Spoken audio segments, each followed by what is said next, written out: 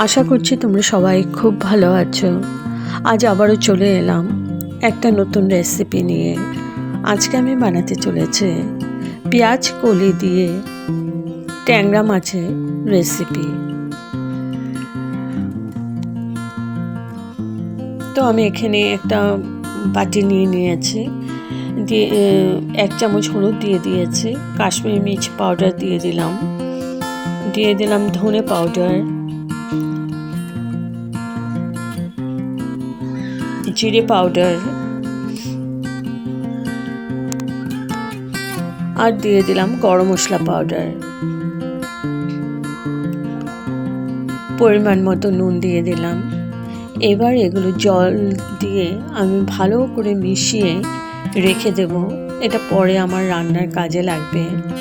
তো এটা প্রথমে আমি বানিয়ে নিলাম, তাহলে মশলাটাও ফুলবে। তো এটা 10 মিনিট আমি আগেই বানিয়ে রাখতে হবে, তাহলে জলে মশলাটাও ফুলে যাবে। আর এদিকে আমার ট্যাংরা মাছগুলো খুব ভালো করে ভেজে নিয়েছি, আর এদিকে নিয়েছি মশলাটা, আর নিয়েছি এই পেঁয়াজগুলো আমি গ্রেট করে নিয়েছি বড়টা দিয়ে, আর রসুনগুলো থেতো করে নিয়েছি 5-6 কোয়া রসুন। এখানে নিয়েছি পেঁয়াজ কলি একটু লম্বা করে কেটে নিয়েছি, আর টমেটো পেস্ট নিয়েছি। আর এদিকে মাছগুলো আমি হলুদ নুন মাখিয়ে ভালো করে ভেজে নিয়েছি, একটু কড়া করে ভাজতে হবে। আর পুরো রান্নাটা সরষের তেল দিয়ে করব। দিয়ে দিলাম কালো জিরে ফোড়ন, কয়েক সেকেন্ড ভেজে নেব কালো জিরেটা। এখন দিয়ে দিলাম পেঁয়াজটা, যেটা গ্রেট করে নিয়েছিলাম, পেঁয়াজটা দিয়ে দিলাম। এবার পেঁয়াজটাকেও আমি একদম ভালো করে ভেজে নেব, লাল লাল করে ভেজে নেব, খুব লাল করব না।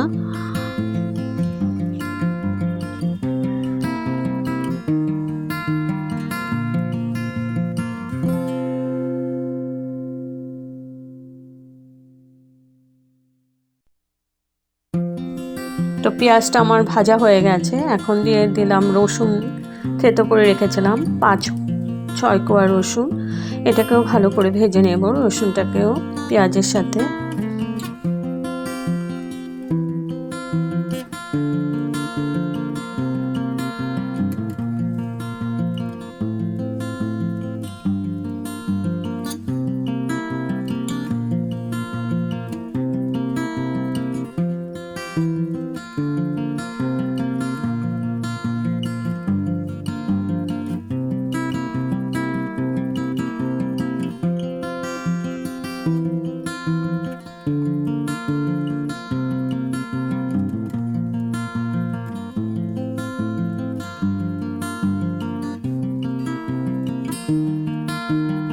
তো রসুনটা ভালো করে ভাজা হয়ে গেছে। এখন অ্যাড করে দিলাম টমেটো পেস্টটা। তোমরা চাইলে টমেটোটা তোমরা গ্রেট করে দিতে পারো, গ্রেট করে দিলে একটু দরদরা হয়, ওইটা এই রেসিপির জন্য ওইটাই লাগে, কিন্তু আমি পেস্ট করে দিয়েছি। তো এটাকে ভালো করে আমি কষিয়ে নেব। সাথে দিয়ে দিলাম আমি ওই পেস্টটা, জিরা, যে পেস্টটা আমি করে রেখেছিলাম মশলার, সেটা মিক্স করে রেখেছিলাম জল দিয়ে, ওইটা দিয়ে দিলাম। এখানে আছে ধনে পাউডার, জিরে পাউডার, হলুদ পাউডার, কাশ্মীরি মির্চ পাউডার, আর আছে গরম মশলা পাউডার, আর সাথে আছে নুন।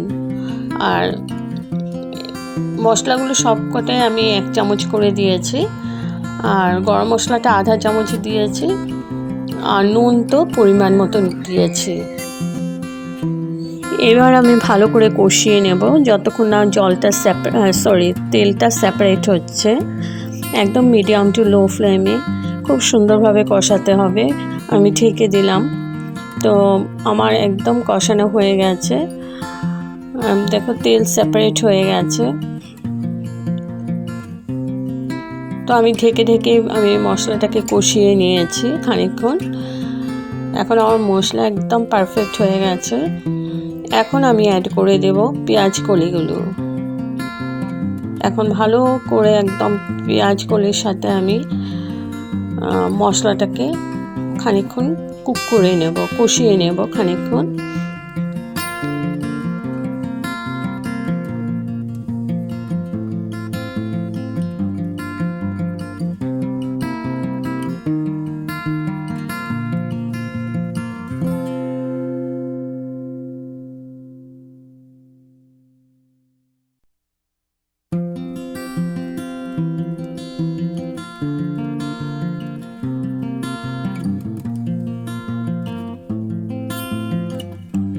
তো খানিকক্ষণ কষানোর পরে আমি ঢেকে দিলাম যাতে পেঁয়াজ কলিগুলো একটু মজে যায়।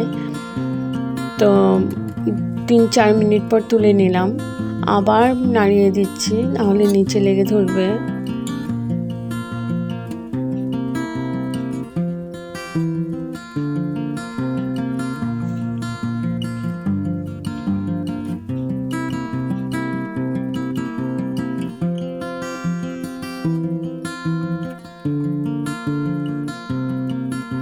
আবার ঢেকে দিলাম 2-3 মিনিটের জন্য।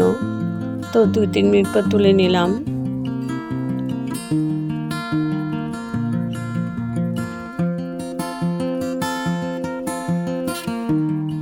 এখন আমি অ্যাড করে দিচ্ছি গরম জল। গ্রেভিটা তোমাদের যেরকম প্রয়োজন ওরকমই দেবে। তো ভালো করে নাড়াচাড়া করে নিচ্ছি। মশলাটার সাথে জলটা ভালো করে মিশিয়ে নিচ্ছি।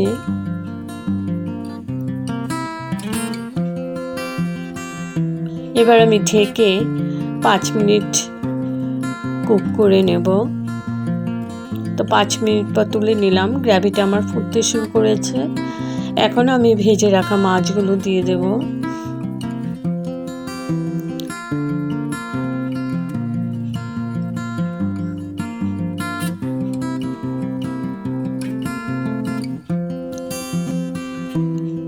তো মাছগুলো দিয়ে দিচ্ছি।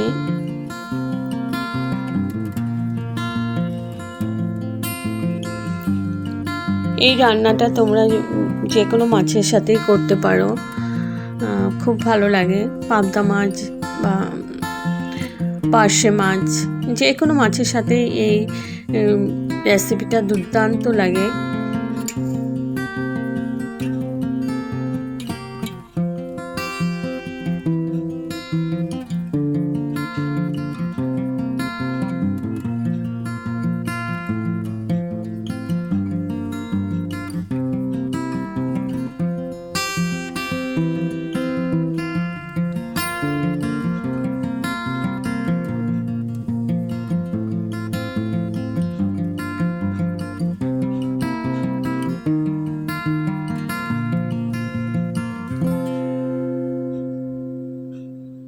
তো মাছগুলো দিয়ে দিয়েছি। তারপরে একটু নাড়াচাড়া করে নিয়েছি 2 হাত ধরে কড়াই, আর দিয়ে দিলাম কাঁচা লঙ্কা। এবার দিয়ে দিচ্ছি ধনেপাতা কুচি।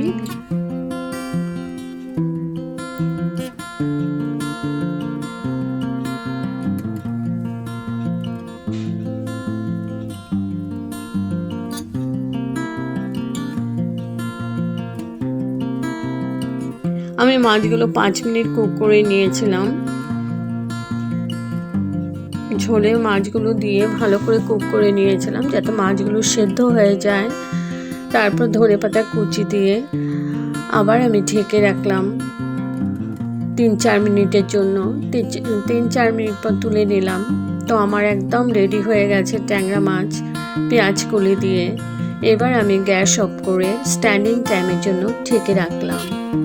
তো আমার রেডি টু সার্ভ পেঁয়াজ কলি দিয়ে ট্যাংরা মাছের ঝোল। যদি আপনাদের এই রেসিপিটা ভালো লেগে থাকে তবে like, share, comment and subscribe করতে ভুলবেন না। সাবস্ক্রাইব করার পর পাশে থাকা বেল বাটন অল প্রেস করে দেবেন। ভালো থাকবেন, সুস্থ থাকবেন। আবার আসবো কোনো নতুন রেসিপি নিয়ে। Thank you for watching.